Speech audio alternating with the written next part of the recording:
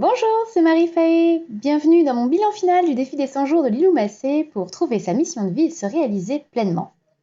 Défi que j'ai débuté samedi 6 février et lors duquel j'ai posté chaque jour une vidéo correspondant à l'exercice du jour.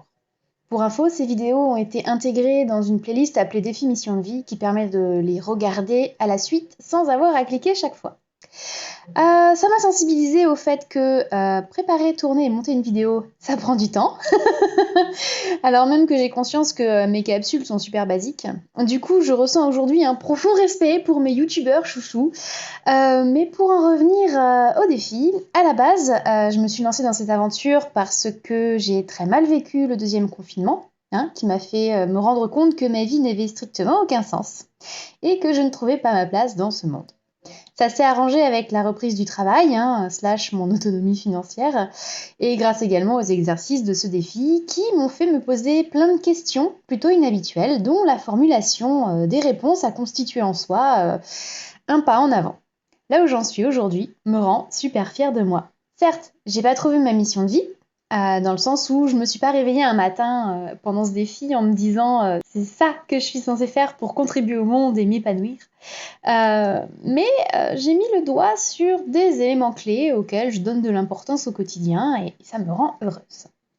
Voilà, j'ai adoré ce cahier d'exercices qui nous a rappelé jour après jour qu'il faut profiter de la vie afin de ne pas avoir de regrets plus tard, vivre dans le moment présent, savourer chaque émotion, voir nos échecs comme des tremplins, poser nos intentions et décider selon nos convictions, mettre l'accent sur notre bien-être et sur ce qui nous fait vibrer, rester authentique, être au service, transformer nos pourquoi en comment, que du bon sens.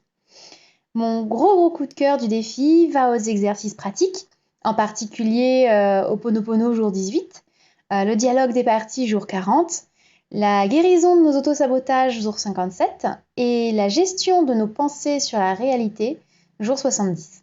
Ce sont des exercices que je continue à pratiquer parce que ils sont fabuleux, il n'y a pas d'autre mot. D'ailleurs, j'aurais bien aimé que les jours traitant du syndrome de l'autodidacte et notre leçon de vie fondamentale proposent le même type d'exercice concret, ça aurait été la perfection.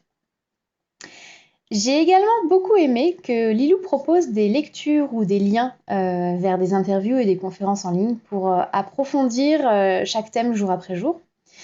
Parmi les lectures, on retrouve des incontournables, comme Le pouvoir du moment présent ou Les 4 accords Toltec, que je vous conseille vivement. Ces livres m'ont fait beaucoup de bien. Et ma conférence préférée est sans hésitation celle de Thomas Dansembourg. Cessez d'être gentil et soyez vrai. Si vous avez 1h40, allez-y, c'est un régal. Dernier point, mais pas des moindres, ce défi m'a permis de me familiariser avec mon jeu Osho Zen Tarot. Tirer une carte chaque jour a été hyper instructif et j'ai eu de moins en moins besoin du livret pour réaliser mes interprétations. Donc je suis vraiment contente, puisqu'à la base, c'est quand même un cadeau qu'on me fait il y a 6 ans et qui dormait dans un tiroir depuis, quoi. Grâce au défi, j'envisage vraiment d'élargir son usage à des tirages de plusieurs cartes, dès que l'occasion s'en présentera. Pour conclure, je recommande chaleureusement ce défi à quiconque a envie de le faire, même s'il ne permet pas à tout le monde de trouver sa mission de vie.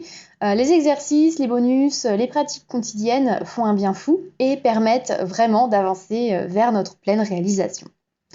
Petit teaser, j'ai tellement adoré prendre du temps en dehors de mon quotidien tourbillonnant pour me poser chaque jour devant ces exercices que j'ai décidé de repartir pour un tour avec le défi des 100 jours pour libérer son rapport à l'argent et vivre son abondance. Et ce, dans le but d'améliorer mon rapport à l'argent. Je vous ferai bien évidemment une vidéo par exercice, on ne change pas les habitudes qui gagnent, dans une nouvelle playlist, évidemment. Par contre, cette fois-ci, je ferai peut-être pas un exercice par jour. D'une part parce que je sais déjà qu'il y a des jours, des week-ends où je serai off cet été. Et d'autre part, parce que j'ai eu la sensation d'avoir un rythme à tenir impérativement et j'ai trouvé ça plutôt inconfortable. Du coup, si jamais un exercice demande plus de temps et d'énergie que ne m'offre une journée, je me payerai le luxe de le réaliser sur 2 et peut-être même 3 jours, plutôt que de le bâcler. Vous voilà prévenu. Voilà, bah, c'est tout pour ce défi. Il y a 15 jours, j'avais dit sur le groupe Facebook du défi Argent et Abondance que je débuterais le nouveau défi samedi 22. Mais en réalité, je ressens le besoin de laisser décanter celui-là. Donc je vous retrouve plutôt samedi 28. Voilà. Peut-être avant si je décide de refaire une vidéo de présentation de ma chaîne, mais enfin, quoi qu'il en soit, d'ici là, prenez soin de vous. Bye!